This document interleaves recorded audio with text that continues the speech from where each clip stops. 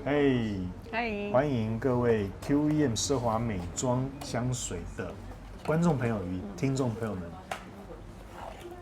大家好，大家好。那非常谢谢我们的长期支持的 YouTube 的老朋友，还有 Podcast 的新朋友，欢迎一起来，我们每天认识一支香水。对，来，今天要介绍的是 H24，对，爱马仕的 H24淡香精。对，那我们前几天拍过了淡香水，对吧？对，跟学姐一起。那隔个2-3天，我们来试一下这个淡香精。好，闻到了。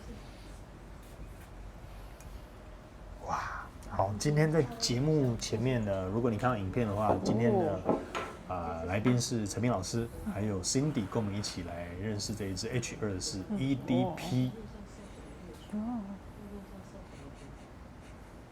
这馨香开始就很强，哇哦！而且苔藓蛮快就出来了，对，苔藓带点酵母，然后有苔藓的味道蛮明显。它的颜色感觉就是比较更深邃，暗沉深邃一点，对，没有那一天淡香水的那种锐利明亮感。对。那我大概简单讲一下，做一个对比哈。H24 淡香水，它是2021年生产的。那因为隔了好几十年，大地已经相隔20年的时间了。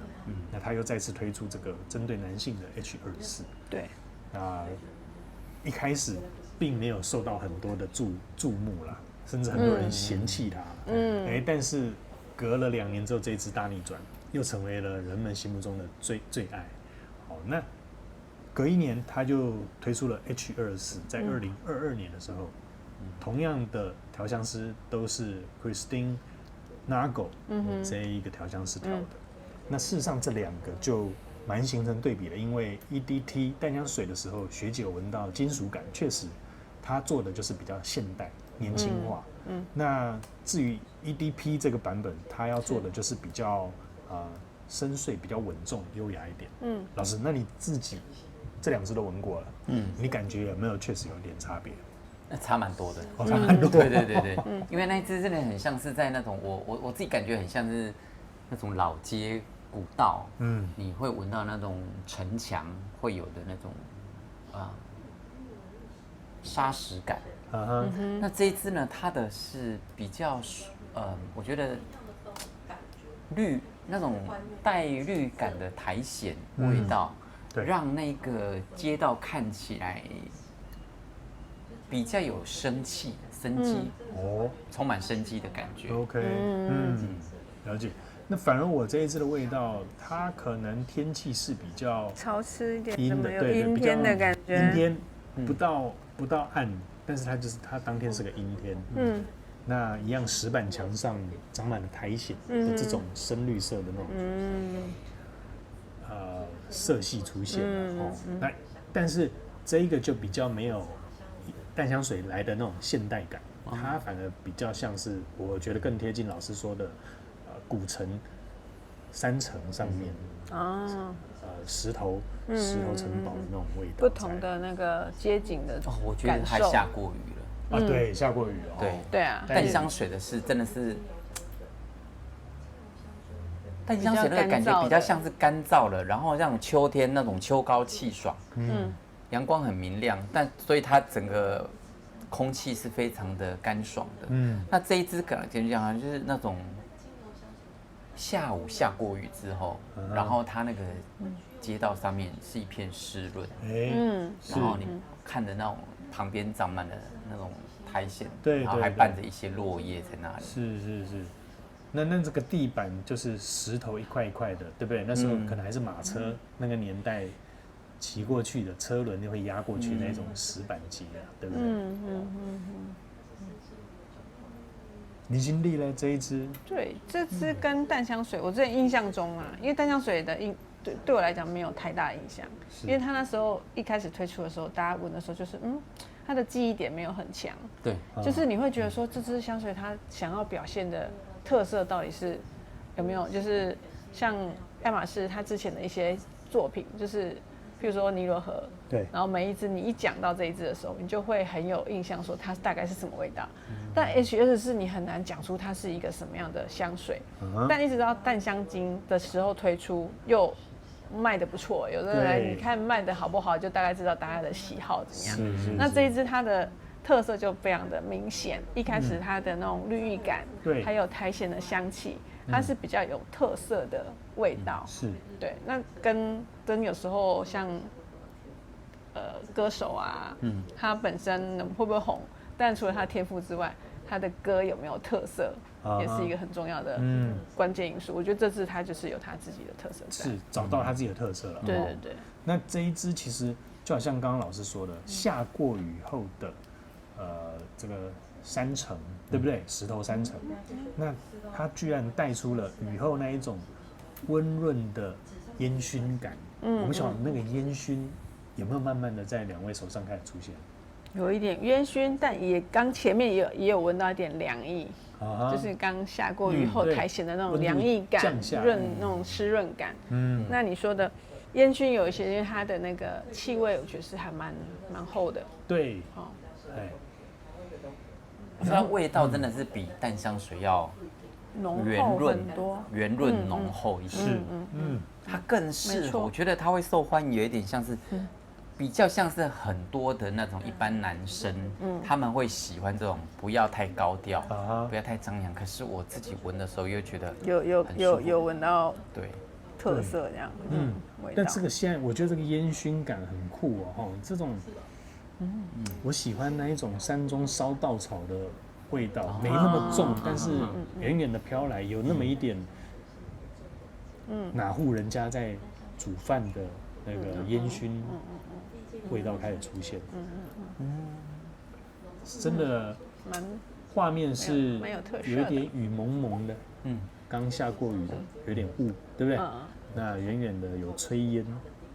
缓缓上升，有人在煮，有一户人家在煮饭，对，那一整片只有那一户人家的感觉。老师的表情可以是10户吗？不是1户。他正在想，有了，想象中。对，或是你有什么更不一样的画面可以带给大家？我想到的是我在，不知道在以前很久以前有一部电影，中视不是电影，中视有一个，他每个礼拜天会播的一个节目叫做《万般情怀画唐诗》啊。他就是每天每个礼拜就是半个小时还是1个小时忘记了，反正他那个节目里面，他的第一集介绍的诗是那个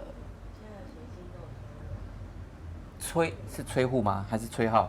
的人面桃花那首诗，然后它里面的场景，它是真的是实景剧，不是跑到大陆去拍，而是拍了一个乡下地方，就像因为你刚刚突然形容的那个地方，就让我想起了那个地方，那个就是人面桃花这个故事，你知道吗？不知道。就那个诗人，他有一年，他可能要去京城里面，然后路上呢，崔护哈，然后他就在乡下地方，然后就遇到有一户人，终于遇到一户人家想要跟他要点水喝，就打开门呢是一个很漂亮的女孩子，然后呢，当时那个年代大家都很保守，不好意思，很害羞，然后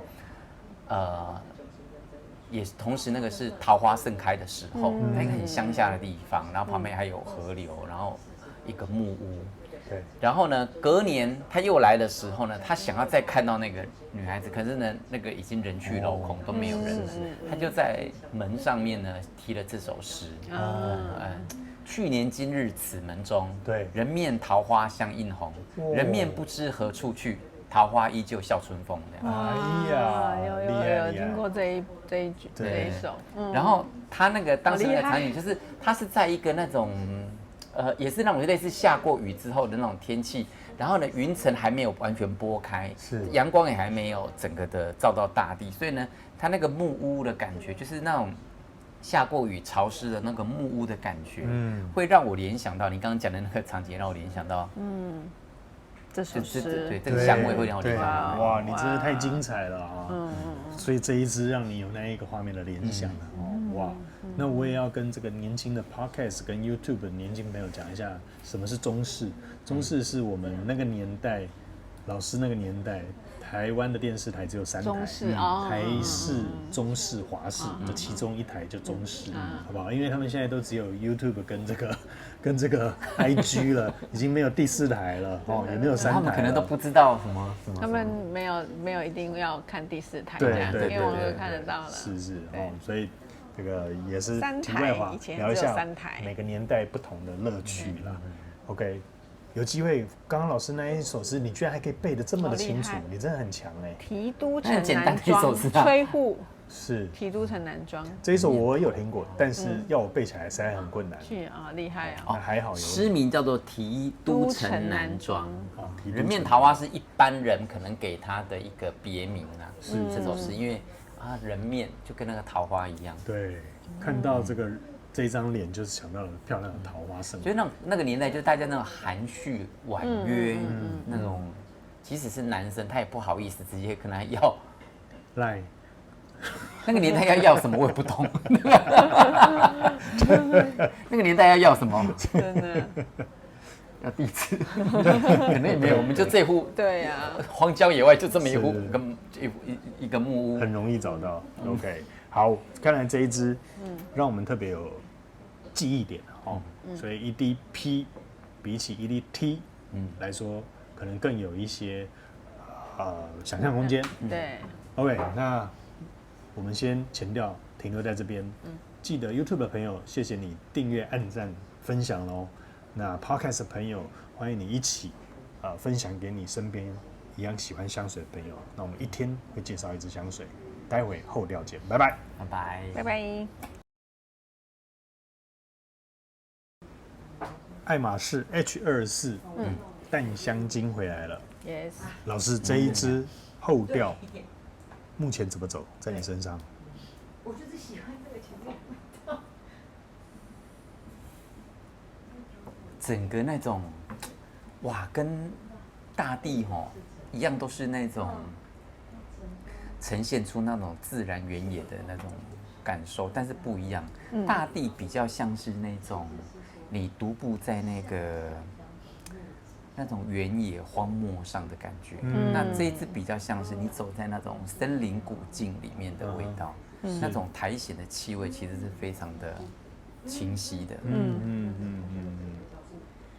其实我闻这支很有画面，很像我这一次去意大利北部多诺米提山区啊。因为我们光这短5天就大概去了3座高山了，海拔都3500以上。那它全部都是缆车直接拉上去了。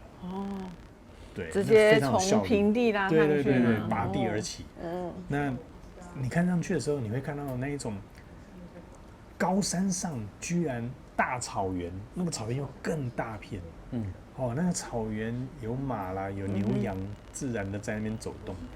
那就也看到，因为够高嘛，所以其实即便在6月初的时候，很多地方的雪都还没有完全融化你还可以依稀看到这个山上最尖端山峰的地方还有白色的雪。那我觉得现在这支味道就有一点从乡间直接拉到了高山上的大草原上面去。